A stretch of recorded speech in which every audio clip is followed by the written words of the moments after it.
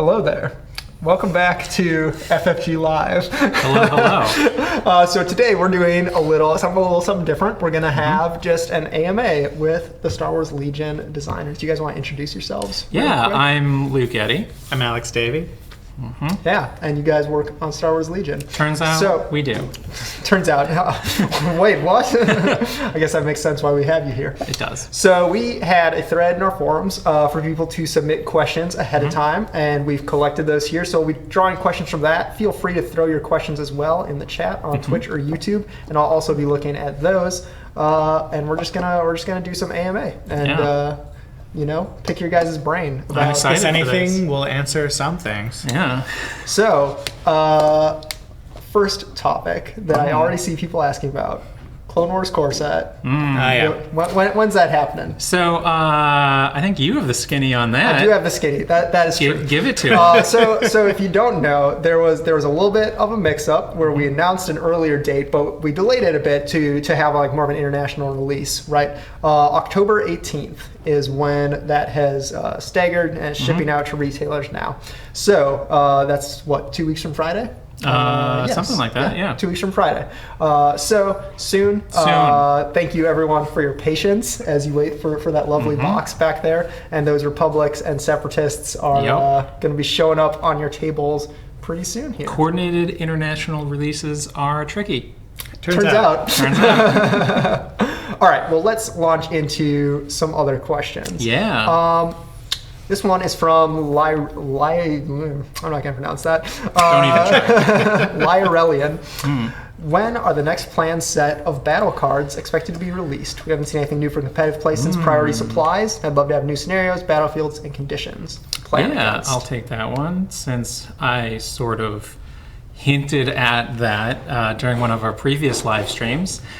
We have some in the works and in the pipeline, so sooner rather than later. We definitely, want to give attention to competitive play, and changing up the battle cards, introducing new ones is a way to spice that up. I think an important thing for us to do for the game periodically. We had wanted to do it a little sooner, actually, but we had to make space in our schedule for releasing 2 new factions. Which, turns out that takes some real work. Estate. Yep. But new battle cards was something we've always been planning on doing, and we have some pretty spicy ones. It's gonna be fun. No cool spoilers, but I'm too. very excited about that product. So, Yep. Stay tuned. Some spice coming to the competitive there's tables. a lot of spice coming. Yeah. All right, this one's from Azeron Blood Moon. If you could make units from any source, what would it be?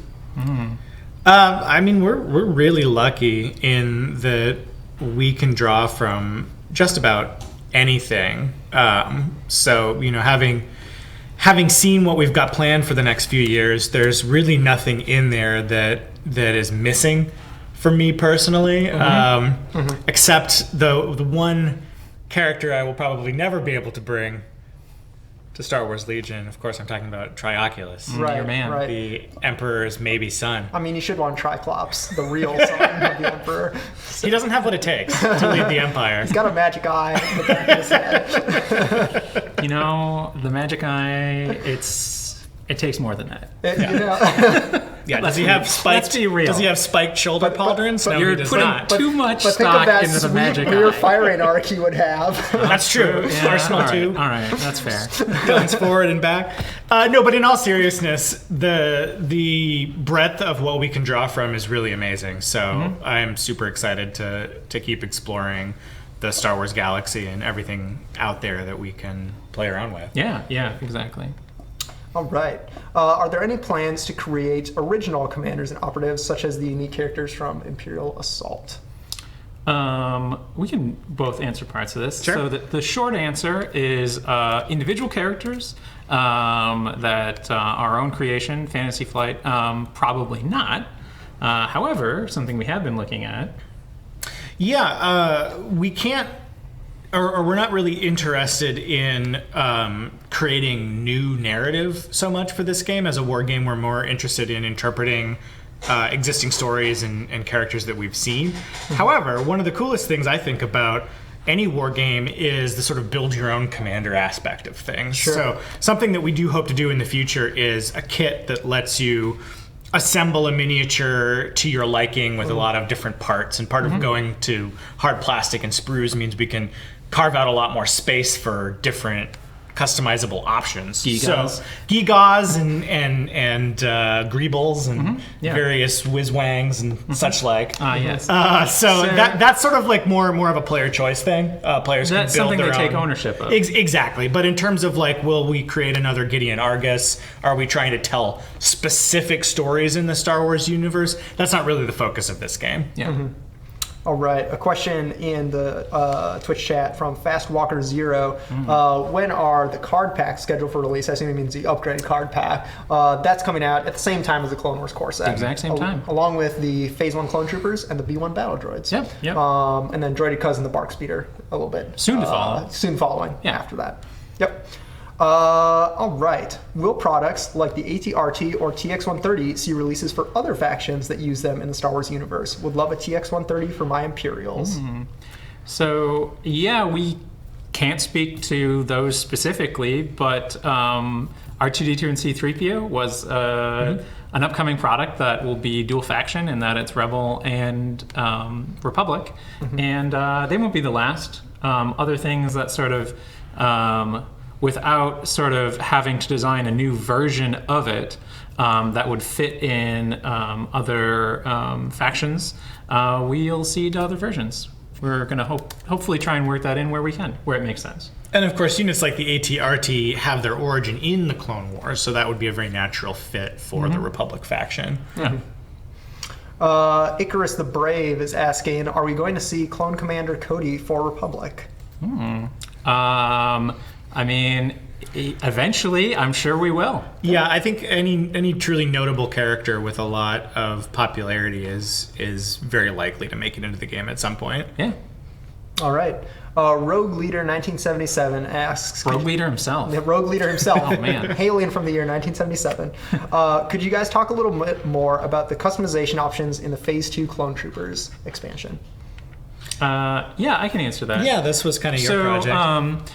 I would say in the Phase 1 Clone Troopers, we really pushed what we could do with that softer PVC plastic, to its maximum in terms of how great those guys look, but also in terms of the customizability. They've got round pegs for their arms and their heads. For the Phase 2 Clone Troopers, that was where we were transitioning to this hard plastic, and obviously there are logistical hurdles there, and new software to learn, new techniques and things like that. So we didn't have quite as many customization options with those, but that was part of our transition to doing the hard plastic. And as we go forward, we're going to work those same customizations options into all the hard plastic sprues that we're doing. So you're going to see a little less customization in the Phase 2s versus the Phase 1s, but the Phase 1s are like such a this is like the maximum we can do. Right. And we're going to work towards that with the hard plastic stuff. All right. Unless you I was just going to say, having seen the sculpts for the latest wave that I worked on, things are going to get pretty interesting pretty quickly in terms of how you can build some pretty amazing minis and customize them in a lot of cool ways. So I'm super excited for that. And if that's any indication of the heights that we can achieve, I think we're in for some really cool figures in the near future. All right. A question from Krabak on YouTube. Hey, Krabak. How long do you expect it would take to build out those new tanks that are in front of us? How long? That is an interesting question. I mean, obviously everything depends on your sort of level of experience with building plastic kits. I would say anywhere from, half an hour to a couple hours, depending on how familiar you are with it. I think probably an afternoon. I think so. Especially if you want to file off all the mold lines, get it really situated perfectly. I mean, there's not going to be a lot with these kind of things. No, not as many. But we have these both have extensive assembly diagrams and the rule sheets that you can just follow along step by step. There's a few choices you'll make for customization, whether there's a droid pilot or a clone pilot, whether the missile pods are open or not. So there's a lot of details to work on, but not an insane amount of time by any means. Yeah, and I don't know. I find model assembly quite soothing. True. Just make a podcast. Yeah.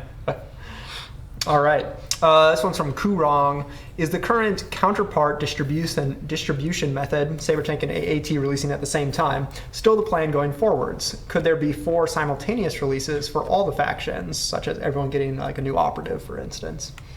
That's a really great question.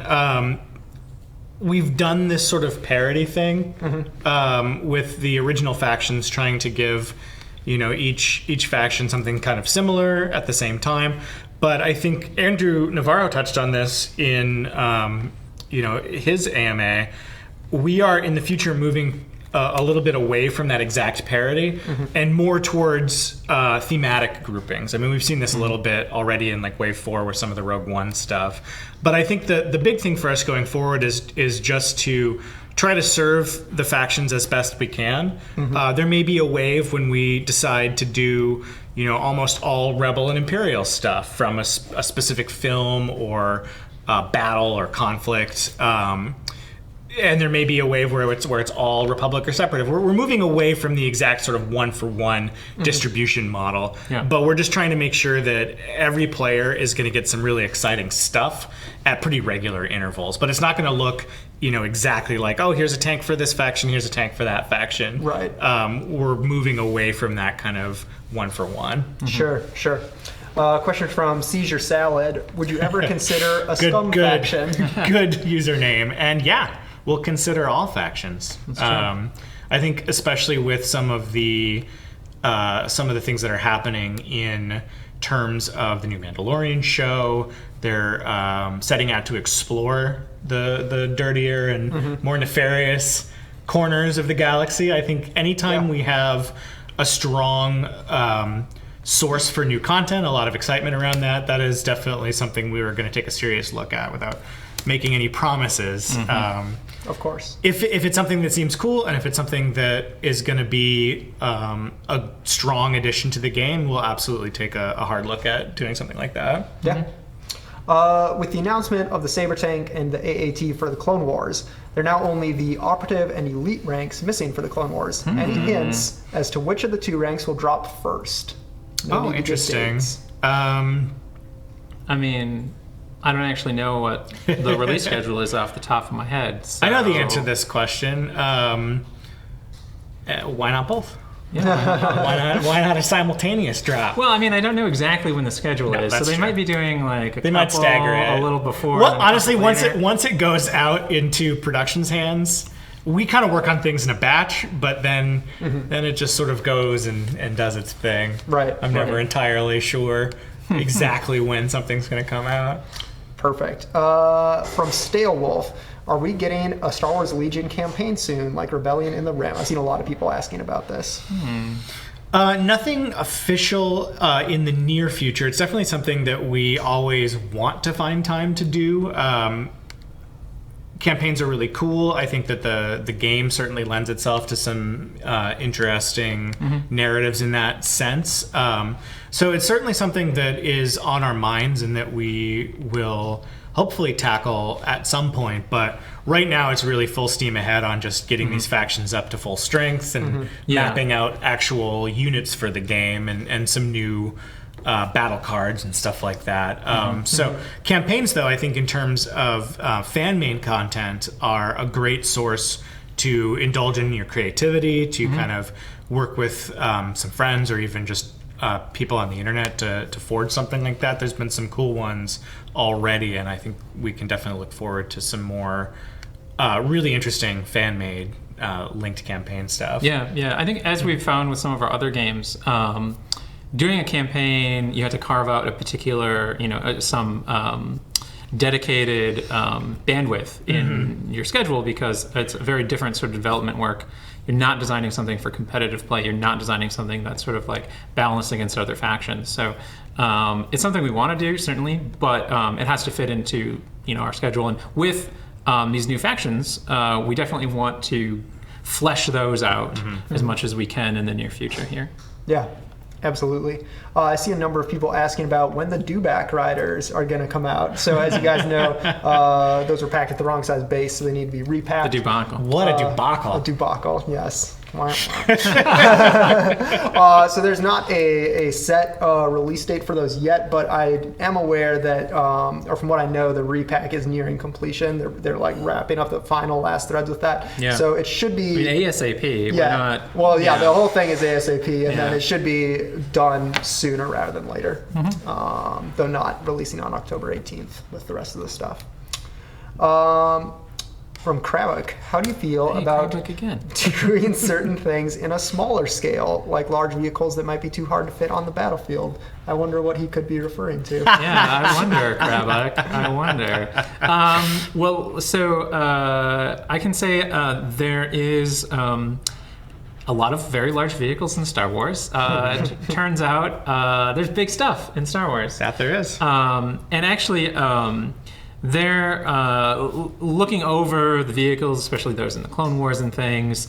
There's definitely a point at which a lot of the vehicles just ramp up and then ramp very quickly. So there's definitely going to be things that are just way too outside of the scale of Legion unless we really, really significantly scale them down. But something we have been looking at is having a relative scale so that as we get into some larger vehicles, they are consistently scaled, so that it's sort of a ramp in terms of how things are scaled up on a consistent level. So we will do some scaling, and I think Alex was saying earlier too how there's cool stuff we want to do. Oh, for sure. And we'll fudge the scale a little bit to get it into the game because we'd rather have it than not have it. But we are going to try and have things be relatively consistent in terms of a sliding scale. But they're definitely we're looking into things.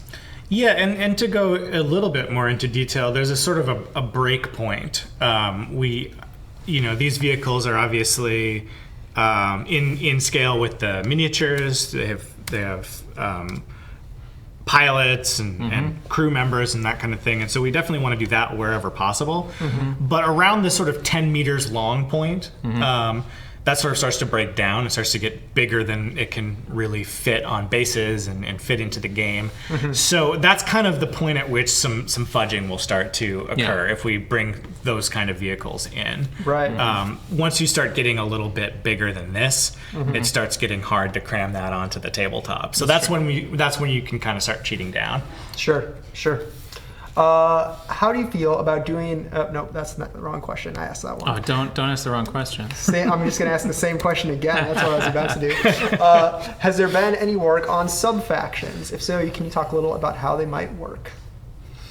I don't know how much detail I can get into, but that's definitely some fun design space to play around with. I mean, obviously, when we are talking about huge forces like the Galactic Army, the Republic, and the Separatists, there are the vast armies of battle droids, there are the clone troopers, but there's also other fighting forces that we see in the TV show, that we see in the movies too. even. Yeah, I mean, there's the Battle of Kashyyyk, there's Wookiees, there's all kinds of stuff. So, I think that's definitely fertile ground to explore. That can kind of lead to people customizing their factions a little bit, and I think that's definitely something we're going to play around with a little bit. And there's a lot you can do with just adjustments to force organization charts, what units you can field, that kind of thing. So without going into too much detail, that's definitely a cool opportunity for us when we have enough miniatures to justify something like that. Yeah. Question from Bradley on YouTube. Do either of you two have advice for someone who is interested in working in the tabletop gaming industry? Play a lot of games, I think, for starters. And, it's a really explosively growing industry right now. I think there's a lot of opportunities out there on Kickstarter, smaller studios, all kinds of stuff. So, there are a lot of smaller studios out there.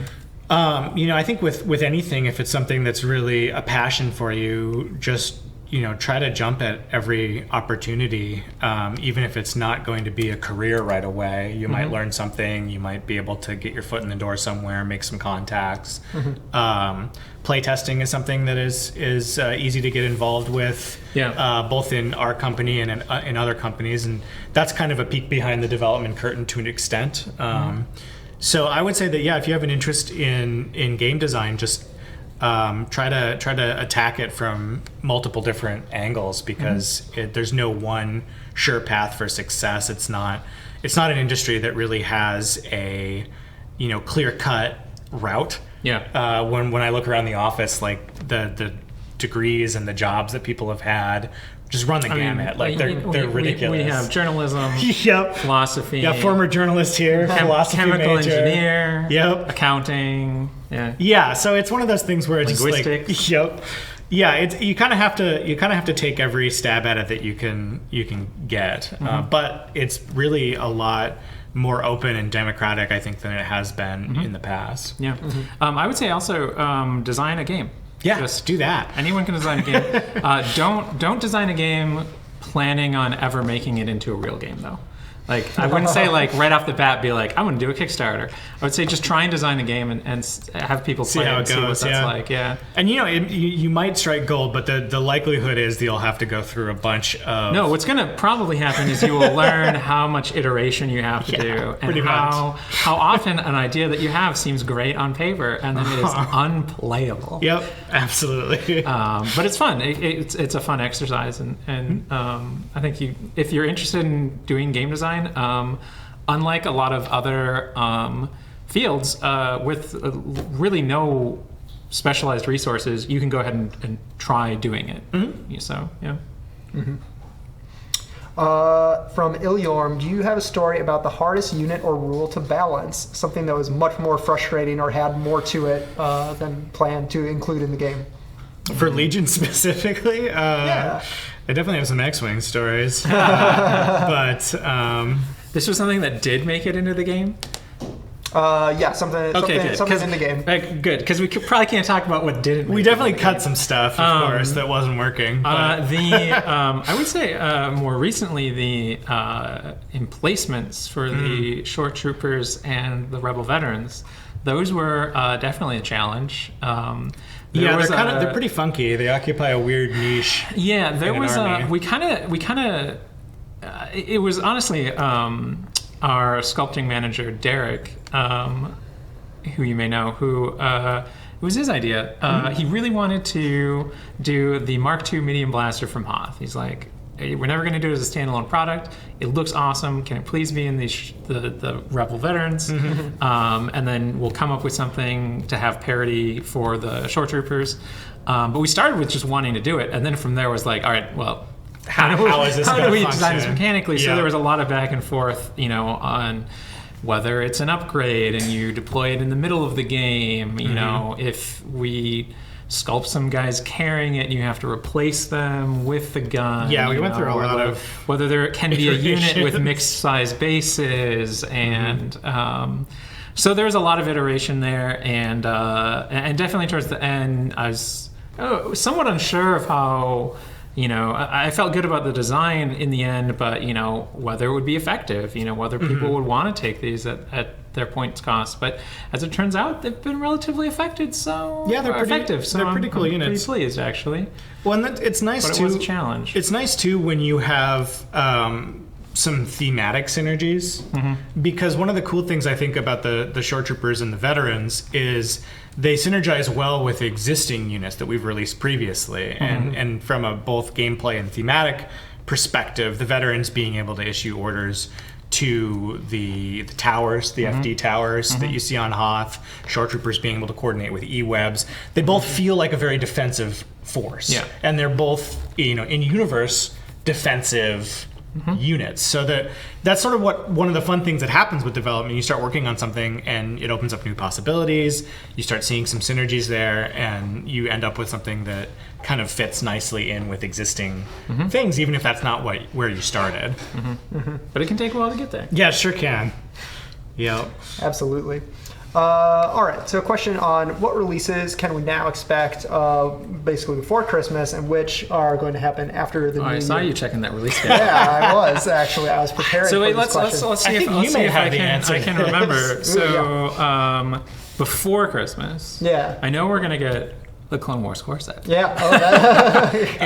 Along with the separate expansions for everything that's in there, and the card pack. But I know Luke and Vader, Operatives. I think the crash escape pod, Yep. and the Imperial bunker. Yep, those are both planned before and I Christmas. believe the 4 trooper packs. The upgrade expansions? Yeah, the upgrade Yep, expansions. those are all planned for before. And I think that covers it all. Yep, that's Okay. pretty much it. And then, after in that first quarter of the new year, we're looking at basically the stuff we announced at Gen Con, right? So like Dooku and Rex, Yep. Phase 2 clones, super battle droids, these tanks, all that. Write your letters to Krampus, everybody. Get it on your list. Yep.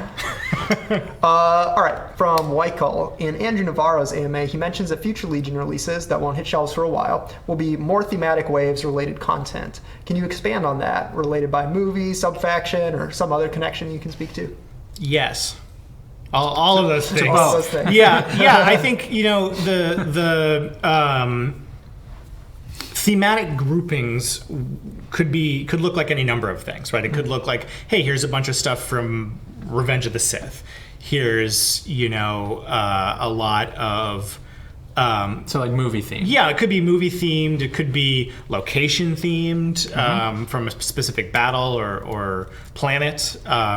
It could just be here are a bunch of kind of fringe elements for a couple of factions. This is all the stuff that doesn't fit in with the normal command structure. Like, But they're related somehow. yeah, that they're somehow related. Yeah. Or from a specific TV show or piece of media. I think it's basically the world is kind of our oyster, and as we're putting the schedule together, we just want to group things together that will make thematic sense together, and most importantly, will add interesting things to the game.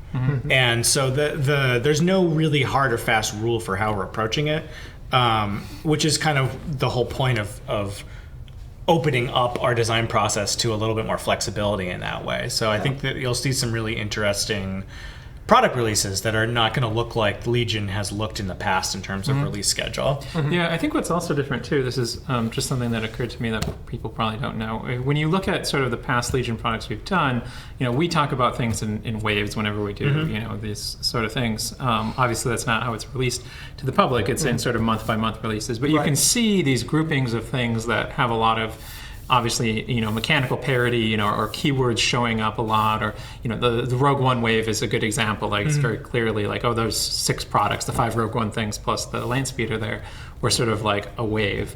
And those are the batches of things that we're working on simultaneously. But going forward into the near future, sort of after the stuff we announced at Gen Con, we've actually started working on waves of 8 things at once.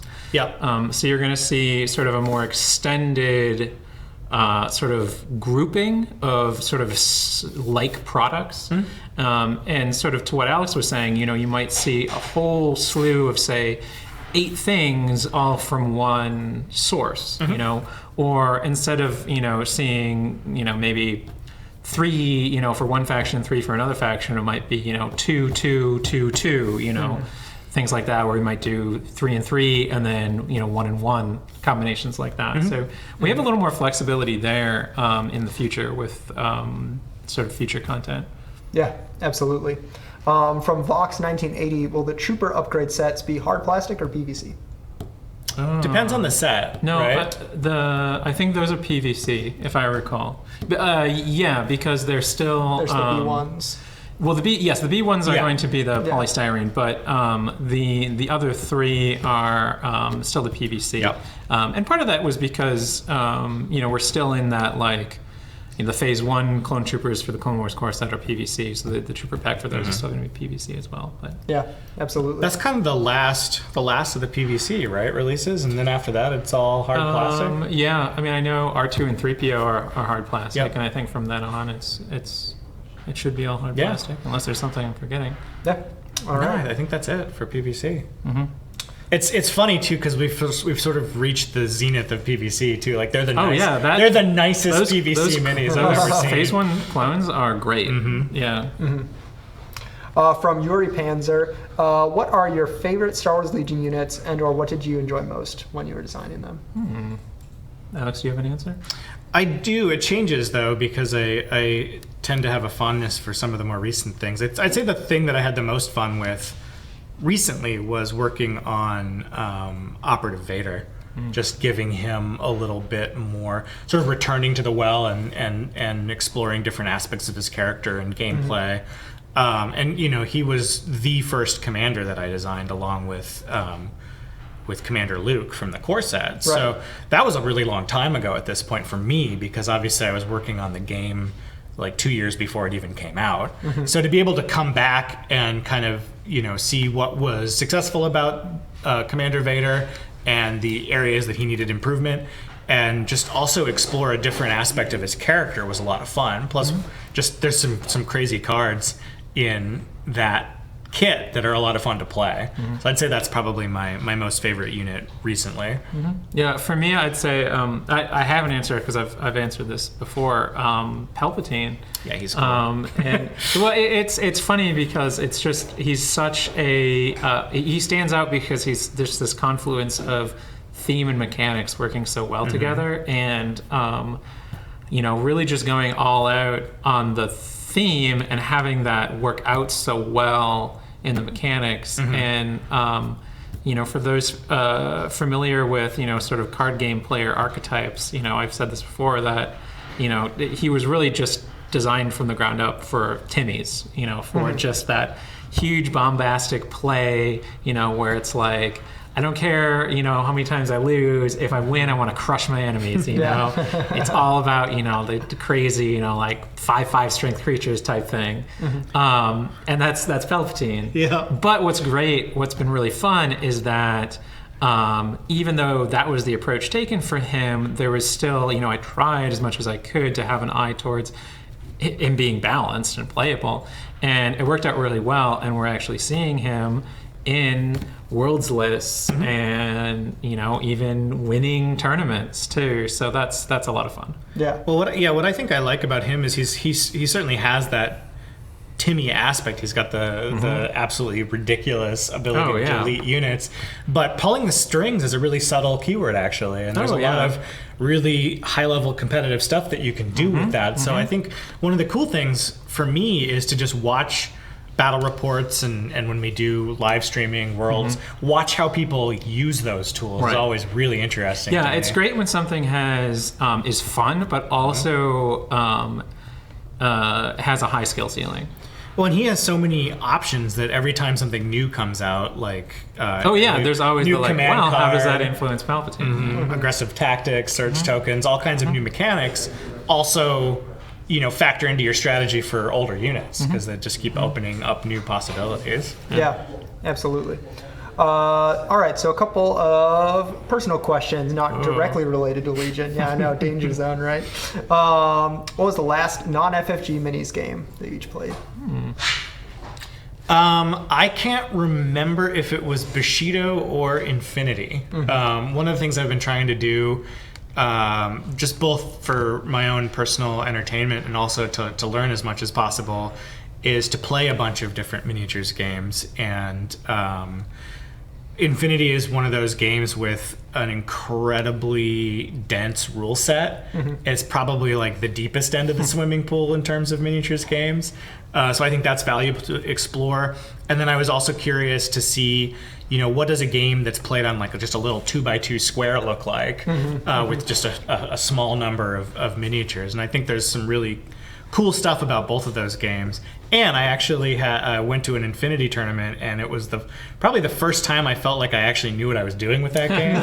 So I was pretty happy that sort of finally clicked in my head. Well, on the opposite of the spectrum,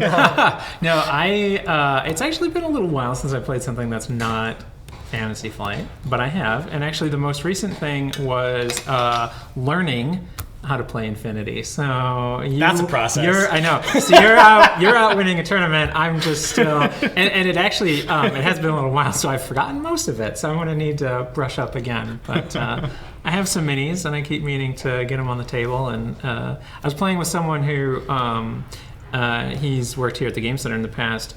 Knows all the rules in his head. That is impressive. So yes, that is very impressive. That's extremely impressive. So I need him to show me some of them again. You have a favorite board game? I would say that I probably have one single favorite. It's kind of tough to top Twilight Struggle for me. Yeah. In just terms of just such a masterful execution of a theme, especially since I lived in Russia for a time and have studied a lot of Cold War history and stuff. It's it's pretty brilliant to see these real historical events expressed through game mechanics that just make so much sense. And it's just a really well-balanced, intense 2-player strategy board game. It's great. Sekigahara is another really good one with a really interesting approach to mechanics and gameplay. So I've been really impressed by that studio. Yeah. So again, on the opposite end of the spectrum. Now I play a lot of pretty crunchy games, but one that stands out, and I'm just going to go with it because it's out of left field, is Tales of the Arabian Nights. I love that answer. Which is, if you want to argue that it is not a board game, I won't disagree. But it's just such a unique experience that it's one that stands out for me because it's just so narrative focused, and there's almost this weird sort of lack of player choice in a way. You have choices, but you don't ever know the consequences. You don't know what they mean. You're I guess I'll try this. You do know that the game generally punishes you for stealing. If you want to win Tales of the Arabian Nights, don't steal or beat up beggars. That's bad. That's good life advice. Well, too. maybe that's what the game's trying to teach you. I don't know. But it's just such a unique experience. It's one that I feel like I come back to because for people who are less familiar with the hobby and they're not aware of like the breadth of like what board games can be, I feel like that's a great example of like, listen, you let me expand your concept of what board games are. So I do play with a number of house rules. So I'm not saying it's a perfect game, but it stands out. Pineapple on pizza, yay or nay? Oh yay, absolutely. Yeah. I think that's two great tastes. Taste great together. Yeah, I mean, you got acidity, you got sweet. These are culinary. If you're gonna have any real standing in the Legion community, I think we all know you need to adopt the pineapple on pizza stance. But don't take it out of a can. Get yourself a fresh pineapple. Chop it up. Do it right. It has to be done right. Yeah, exactly. Have you ever heard the tragedy of Darth Plagueis, the wise? I haven't. That doesn't sound like a story the Jedi would tell you. But if you're a Sith and listening to some sweet bubble theater hanging out, you might hear that one. All right, back to Legion questions. I wasn't sure if you were going to close it. That's it. That's it. Yeah, that's all. All right, so we're going back to serious questions here. Do you think that the new Surge token mechanic is unfair to units that have native Surge? For instance, Rebel veterans can't use those tokens, Imperial Shore Troopers get a strong boost from them. What were your thoughts in designing that mechanic? It's interesting. That's a really good question. I think Surge tokens and cards like Aggressive Tactics that generate Surge tokens are a really clear-cut example of this concept that not every upgrade card, not every ability in the game is going to benefit every unit the same way. That is seen throughout all kinds of different cards, but is especially clear with Surge tokens because obviously if you have defensive surges already, if your Surge chart is completely full, it's useless to you. But I think that from a factional perspective, it's something that you would probably build around to an extent. And certainly as the factions grow and expand, there will definitely be more units in the Rebel faction that can benefit from that. So I don't think it's unbalanced from the perspective of a tool that a faction can use. But yeah, obviously it's going to be a lot more powerful on something like Royal Guards and Shore Troopers than it is going to be on Rebel veterans who already have full Surge charts. So it's just a question of when you're building your army, bringing the right tools for the forces that you've selected. But yeah, definitely the mechanic was tested with existing forces in mind. We certainly ran some Palpatine lists and to see what he can do with some Surge token bonuses, and that's a very effective tool for him to have. So I think it's just a question of how do you fit it into your faction, how do you fit it into your play style. Yeah. A question from Vector Strike. Is there any chance for Separatists to get a Vulture droid model more or less the same role as the Rebels T-47, also with articulated wings that allow it to walk? That'd be cool. Sounds awesome. Yeah. I can say it's the right scale. They're very small. So sounds cool to me. Sounds pretty sweet. Sounds cool. All right, this question's from Totes McGoats. Oh. I was curious what went into character selection. With all the characters there are, how do you choose one over another? I see lots of people clamoring for Ewoks and for Lando. So I think we can answer that one in terms of just using previous examples of things that we've already done. Yeah, I'd say a lot goes into choosing characters. Oh, yeah. It's so just as a rundown, it's what Alex and I want to do, or whichever of us is the lead developer on that wave. It's also influenced by what the people overseeing the studio, and even to a certain extent Asmodee, who have an influence on the Legion game line want to see. It's also sometimes what LFL would like to see. But then it's also, I think a lot of times, it's dictated by what is already in the game and what would come alongside that thing. So, for example, going back to Palpatine, he was not something that either Alex or I necessarily thought or had planned on releasing that early into the game. Right. However, we knew we wanted to do melee-focused units sooner rather than later, and the obvious choice for that for the Imperials is the Royal Guards. Now, if we're doing the Royal Guards, then the logic I gotta have is, someone to royally guard. right, we should do Palpatine as well, because we see that pairing of those characters. So again, it sometimes hinges on a lot of different things, or rests on a lot of different opinions, but also what is already in the game and what you're seeing coming out at the same time. Yeah, and it gets more diverse as we go along, because when the game launched, one of the obvious choices was, well, let's do Luke and Vader as commanders. They are basically the emotional through line of the entire original trilogy. They're these larger-than-life characters. They're very important to Star Wars. Yeah. And they're a great demonstration of how the game is going to handle things like the Force. So that's a no-brainer. But, right after that, we wanted to focus more on the sort of military, the more human-scaled, less, magical space wizard aspect of Star Wars. So you got Veers and Leia. Right. So the role you wanted to fill in the game dictated, in that sense, what characters you would do. Exactly. Yeah. But after a certain point, and then we wanted to introduce bounty hunters and all. Basically, we wanted to give you as much variety as possible at first. And then, at this point in the game, the Rebels and the Imperials have a lot of different commanders.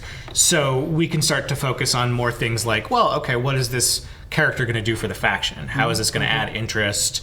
And of course, there's still considerations like, are there any really notable characters we haven't done yet? Obviously, Lando's a no-brainer to come into the game, sooner rather than later. So the calculus changes, but that's the same for the new factions. We wanted to get some of the really important characters out there. We wanted to get characters out that would really display what the factions are all about. Yeah. And sometimes too, there's things we had wanted to do sooner rather than later that get moved because we make space for something else. We make space for doing Clone Wars factions, or we decide that we're doing this one character with this particular mechanic, and we want to pair it with another character that will also use this mechanic. So we're developing this sort of for multiple uses simultaneously. A lot of it hinges on different things. Something I haven't mentioned that actually does influence us a little bit is what people keep bringing up as things they want to see. You're opening up a can of worms. But here's the thing. We have a tentative schedule planned out very, very far. So anything you say now, it's not like, let's just change what we're doing this week, to such and such. But we do pay attention to, what are the units that keep coming up that people feel like, why isn't this in the game yet? Or just, I'd like to see this character next, and so that does factor into our long-term plans. So send your suggestions directly to Luke. The more copies of an email you send, the more likely. Exactly. At a certain point, then we don't do it. It goes right back around. Yeah, it comes back around. There's a certain tipping point. Well, and the last thing to mention in terms of character selection is we're not dealing with a sort of static IP anymore. For a long time, Star Wars was a little dormant, and there wasn't a lot of new exciting stuff coming out. That is absolutely not the case anymore. Right. And we don't know, we know a little bit more than the average, Joe lunch sack out there, but we don't know much about what's coming.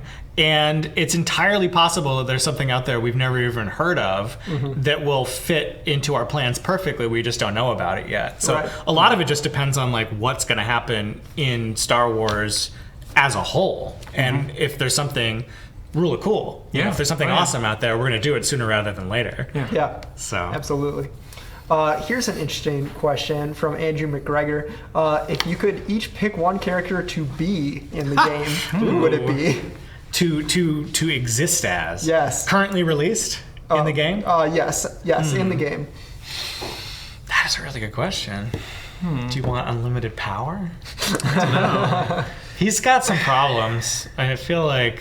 Aside from being ancient. Yeah, he's all withered. It can't be that nice to have no real friends. Yeah. But it's not in Star Wars. It's in Legion. Yeah, in Legion. Well, Pelp's in Legion. No. But I mean, you're saying you're in the event. Which little plastic? Yeah, I think I'd want to be. I think I'd want to be Bosk in a Legion battle. Oh, that's you hang back. You hang back. You fire at long range. Yep. If things do get close. You do have a decent melee attack, and also you have regenerate. You can just duck in and hide and, heal up a little bit. No, that's true. I feel like you have some good survivability there. That's true. I'm going to say Leia for similar reasons. Just hanging back, doing that bombardment. I think you want to be a support character. You guys don't want to lead from the front? No, you don't. I mean, Luke is cool and all, but like, how many times does he go down? It's like every other Legion game. A lot. It's true. But you get to do that Son of Skywalker. It sounds that fun. Double chop in. Sounds it's a thrill, man. Live fast, die young. Yeah. Well, you can tell. Well, the nice thing about Legion is nothing's ever dead. It's just defeated. Right. It'll be back to fight another day. They're just sleeping. Yeah. This from Sploosh. Tauntauns. ... Thoughts? Tauntauns. I mean, I for one welcome our new Tauntaun lords. It's true. What can we infer? That's a very open-ended question. What can we infer from that? That's a lot of ellipses. It is a lot of ellipses. How many is that? How many? Is it 3 dots? Is it 4? It looks like there are at least 4 ellipses. You don't need to count that. Playing fast and loose with the rules of English grammar, but I respect that. They're not all full ellipses. It's just a bunch of periods. Yeah, really. Yeah. Tauntauns are performing as intended. I think they were intended to be a new playstyle, and they were intended to disrupt existing meta lists. The long range gun line. Yeah, absolutely. You never want a game to get stale, I don't think. Right. I think you always want people to have to evolve their strategies. Come up with new counters. We never want any one unit to fully dominate competitive play, but nor do we want one strategy. Nor do we want to. We always do kind of want to rock the boat a little bit, upset the apple cart. Yeah, I mean, I would say not wildly. And not necessarily just for the sake of change necessarily. No, we're not anarchists. Well, I mean, one of you is not in our design philosophy. But what I mean is that for example, like the points changes we did, like those were all very targeted, and it wasn't just like we're doing change for the sake of change. Right. And when I say that we say that the Tauntauns were intended to sort of be a counter to that Imperial gun line and, break it up. It wasn't because at that point we're like, oh man, Imperial gun lines are too good. We got to have some sort of counter for them in the game. It was that was sort of always a part of the Imperial playstyle, and the Rebel Imperial playstyle, or the Rebel playstyle, was supposed to have more counters to that. Or not necessarily supposed to, but just that was something we always wanted to be a part of their faction. And I feel like Tauntauns was a great opportunity to push that. Sabine, she plays into that style. Luke plays into that style. The fleet troopers play into that style where they want to get close, they have to move, they have to stay in cover, but they hit hard. And so I think Tauntauns were just really where we dialed that up because it was such a perfect unit to do that with. So again, they're performing as intended. That's a part of the Rebel play style. But I mean, as you've seen with the points balances and even changes made to the rules reference, anything that really truly becomes a problem or is imbalanced is something that we will address. Yeah, we have the tools to do so. We're not going to let anything completely dominate the game. And if I sort of suspect Tauntauns will fit into the ecology pretty well. They'll be popular, but not completely dominate competitive play. But if I'm wrong, and I have certainly been wrong in the past, we do have tools to fix that. Yeah. It's from Lord of Legions. With the rapid release of Legion units, what are ways you plan to continue having new product for which we give you all of our money in a couple years' time? New factions, more obscure units, different gameplay options, etc. Yeah, I mean, all of the above, right? I don't think there's a dearth of content, though. I mean, there's we are coming out with units as fast as we can, which I think is to the benefit of the game. Keeps it interesting, keeps us busy. And Luke was saying earlier, we've planned the game out for several years in advance, but like honestly, we've barely scratched the surface of what is possible. So I don't think that there's any danger of that well going dry anytime soon, especially as they're continuing to put out Star Wars content with great regularity. So, but I think to speak to that comment, we have plans for things that are not just more units. Correct. Yeah. There's more. There's more to the game than just more guys. Right. For example, the trooper upgrade packs that we did. That was kind of a welcome surprise to people. And so there's definitely things like that are not just here's another unit for this thing. Even though that's mostly what Legion will consist of, because there's always more things we can do. But we are planning things that aren't just another unit expansion that sort of are a different approach to a product. So. Yeah. Absolutely. From Darth Vader, the new Vader and Luke allow you to individualize the command deck much more freely. Will you continue to encourage this individualization of the command card deck in the future? Yeah, definitely. The command hand and command cards in general were a really core aspect of my vision for the game. And it's taken a little bit of time to kind of get where I was always headed in terms of having a lot of flexibility in how you build that. But we're sort of starting to see that come into play a little bit more with the addition of new Vader cards, new Luke cards. That's definitely something we want to do for many more characters. We're also doing stuff and have done stuff like faction-specific command cards. We may have new generic command cards that are usable for any faction at some point. That's certainly a lot of fun design space to play around in, and I think it makes the game more interesting when you don't know exactly what your opponent has. And we're starting to see just the very tip of that iceberg. I think we can look forward to a lot more command card hijinks. Well, you've seen what I'm working on right now. Yes, I have. It's hella hijinks. It's crazy, Luke. There's definitely going to be interesting ways that sort of subvert. I mean, you already did some things like this too, in stuff we can't talk about, where it sort of subverts what command cards can and can't do, and how you build that hand. That isn't necessarily tied to just like the Luke and Vader model, where X character now has this many more cards. There are other ways we can do. There are other ways in which we're going to leverage the command hand in different ways. And even just coming out with more inexpensive operatives and stuff changes things up. I mean, adding R2D2 to your army for the low cost of 35 points. Yeah, R2D2 is an interesting one because there's sort of a diminishing returns with operative command cards in that once you have a commander and an operative, you also have, at least if you're playing the regular factions, the ambush, push, and assault, plus the neutral ones. That's more command cards than you can take. So, you're sort of paying for more than you necessarily need, especially if you add in another commander or another operative. But R2D2 and C-3PO, I fully expect people to just pick and choose which of their cards they want to use. Yeah, I doubt we'll see their full command cards are like often. a bonus that you get to pick from. Well, and I think one of the really interesting things to play around with, and I think this is going to be fun to see how players approach it. It's like you can do really extreme all-in tactics. Like I'm going to take every single Darth Vader card. Don't let Darth Vader die. Is that the most competitive choice? I don't know. Yeah. Is that the most competitive choice? I don't know, but it's really fun. It's scary. And you don't know what your opponent has. I think that's the really interesting thing. You see Commander Vader now. You have no idea which of his 6. Is it all 6? Is it 3? Is it 2? And you've got some other things up your sleeve. Like I think that's a lot more fun than knowing exactly what your opponent has. And I think that's a world we want to work towards. Yeah, the early days of Legion, of course, you're going to know what they have with almost certain knowledge, Right. With some exceptions. I mean, certainly Boba Fett, and if you have a 2-commander list, you've got some questions there. But I think the more we can kind of obfuscate what is known about your opponent's strategy, the more interesting the game gets. I think that's definitely part of what we're working towards. Yeah. Lunatic 501 asks, if you were to add Jango into the game for the Separatists, how would you differentiate him from Boba? Well, he's going to be on a blue base.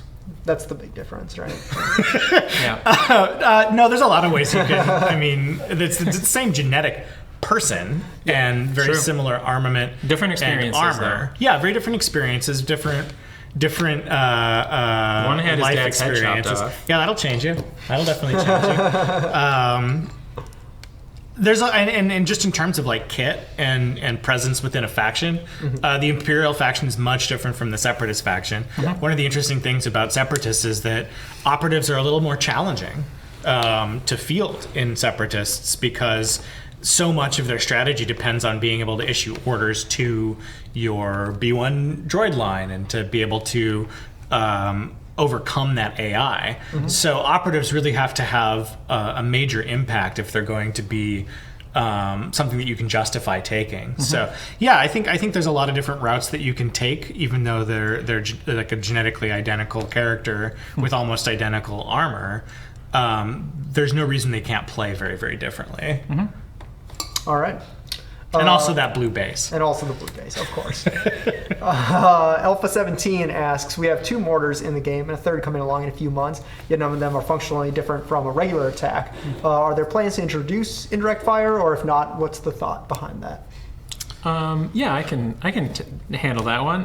So it is intentional that they don't. And it's not necessarily something, a mechanic that we wouldn't do in the future, but it would be under very specific circumstances. It would be some sort of spotter type thing where another unit has the ability to allow indirect fire under certain circumstances, something like that. But with the mortars, especially the mortar for the short troopers, it was already complex enough what we were doing in terms of this detachment and it being a separate unit but still tied to the parent unit through deployment and in the coordinating the order tokens and fire support. So there's enough going on there already, and Legion is a game that it is definitely solidly in the war game territory, but in terms of its rule set, at least when you get to like the actual keywords and in game, it's pretty tight. Obviously, for terrain, players have to agree, sort of beforehand how to treat certain types of terrain. But once you get into the game, it's pretty clear cut how the rules work out. And something like indirect fire blurs that line and gets into more gray areas where you're like, all right, well, do we have to list out all the different exceptions? What if the unit is underneath a roof, or it's in a completely closed building, a bunker? What if it just has an archway above it? How do you determine? Anyway, so there were logistical, mechanical complications there that I think just made the effect more complex than it was necessarily worth for the gameplay payoff. It's an interesting idea and something we could certainly revisit. It may be the sort of thing where another unit enables other attackers, the previous mortars, something like that, to do something that sort of simulates that. But it was not something we wanted to just bake into the mortars themselves, especially given how complex those units already were. Yeah. Indirect fire, too, is just, it's not something you really see in Star Wars. Star Wars is this universe where human eyeballs are really responsible for like 90% of targeting and attacking. It's this very strange future analog World War II level where you're actually looking through sights and physically sitting in a chair that's spinning around. So it's not a huge part of the Star Wars universe. Mechanically complex. Lots of reasons. It's a lot easier to just make it a direct fire weapon at the end of the day. And direct fire also, I mean, it's tough to balance because it removes a certain amount of counterplay. Yep. Question from Sir Francis. Will the Republic and CIS have a generic commander option eventually? Yes. Yeah. For sure. For sure. Ain't No Poser asks, when are you going to see through the lies of the Jedi? Oh, that's a good question. Well, what is truth, Evan? Clearly, Alex already does. Is there an objective truth to the universe? You heard that I pitch think from so. Palpatine? We'll argue about objective truth off camera. All right. As we do every day. As we do every day. I mean, can we have just a philosophy AMA? On this That'd be one? your area of expertise. That would be it. Yeah. Favorite philosopher? Go. Yeah, favorite philosopher? Yeah, favorite philosopher. I mean, I'm probably going to tip my hand Like with it, like- Kierkegaard. Ooh, Kierkegaard's so I'm good. going with Nietzsche. That mustache. Also, what a jerk. Also nihilism. Also, on brand. That is on brand for me. All right. Probably the question we will close on here. Most releases so far have introduced one or more new rules or keywords as the game has established itself. At what point do you feel you've reached a good balance of enough rules to cover everything versus not too many keywords that overcomplicate the rules? Or do you feel that every release or two will come with something new for the foreseeable future? That's a really good question.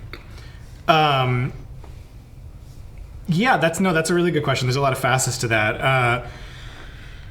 One of the things we definitely want to avoid with Legion is overcomplicating things. I think one of the strengths of the game is its simplicity. That being said, one of the things that keeps things under control is the fact that there may be, 50, 60, 80 keywords in the game, but when you actually get to the table, the only ones you have to worry about are the ones that are in your army and your opponent's army.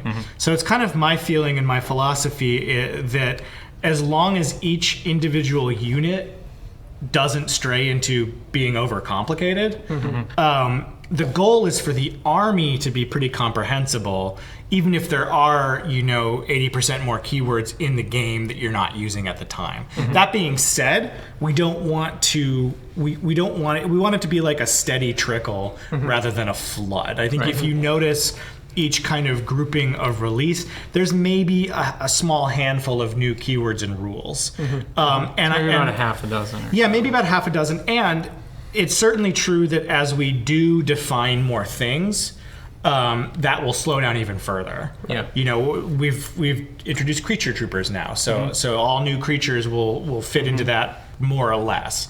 Droids, clones, we've established that as a thing now, so that future units will follow that rough template.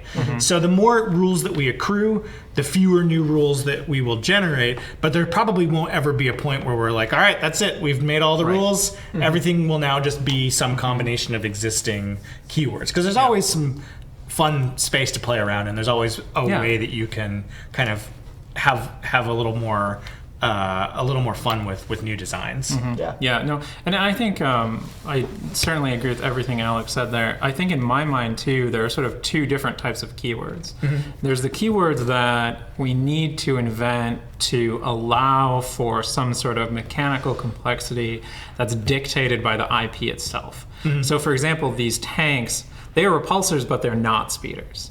Right. And they're very low to the ground, and they should interact with things like a vehicle would interact with. So hence, the hover ground keyword was something that we had to come up with just so that Legion, as a simulation of Star Wars, functions how you would expect it to. Yeah. Now, those keywords we will see fewer and fewer as we envelop more of the Star Wars universe into Legion, and the need for sort of those new things becomes less and less. As Alex said, we have clone trooper as a unit type and droid trooper as a unit type now.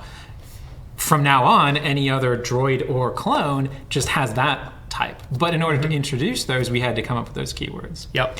Then the other type of keyword that I don't think we're ever going to completely eliminate is just sort of small, discrete keywords that are sort of the flavor of a unit, that sort of make it unique or stand out.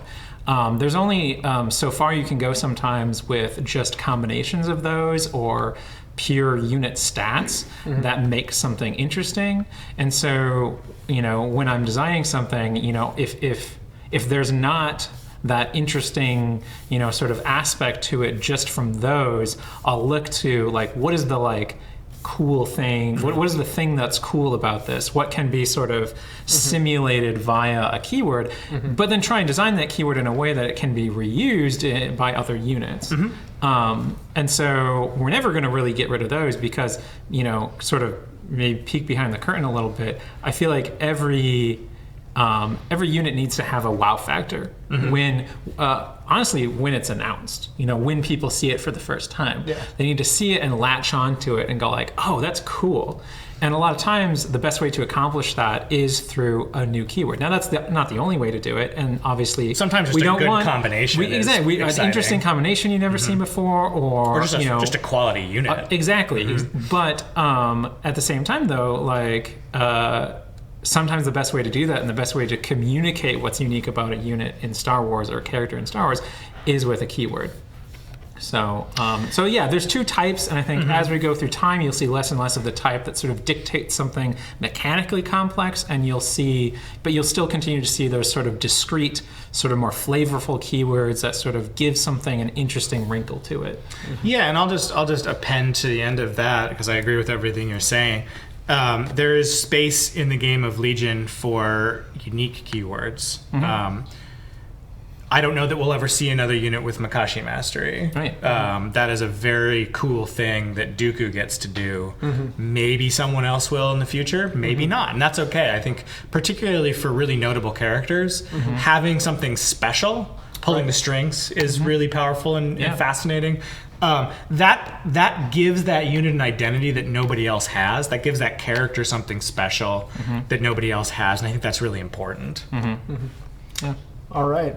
Well, that about wraps us up. Do you guys have anything that you want to say before we're done? Alex, they're curious if you want to spoil something you weren't supposed to. I'm pretty good at that, but I've managed to avoid it thus far. Yeah, you've done a pretty good job. I mean, we sort of soft hinted at a lot of things. Yeah, that there's so much about. cool stuff coming. I can say that. I can say that. There's going to be some really cool sculpts and mechanics, and I think that watching Republic and Separatists grow as factions is going to be really cool, especially if you're fans of the Grand Army of the Republic and the Separatist Alliance. And the things we're returning to for the original faction. There's a lot of cool stuff coming. Yep. I'm definitely excited.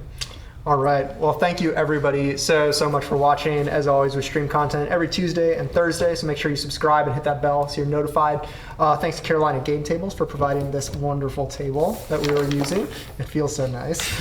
We'll be back on Thursday. If you play X-Wing, we're doing an AMA just like this one, but with the X-Wing guys. So come back for that. Follow us on Instagram, Twitter, and Facebook. Links in the description. We'll see you next time.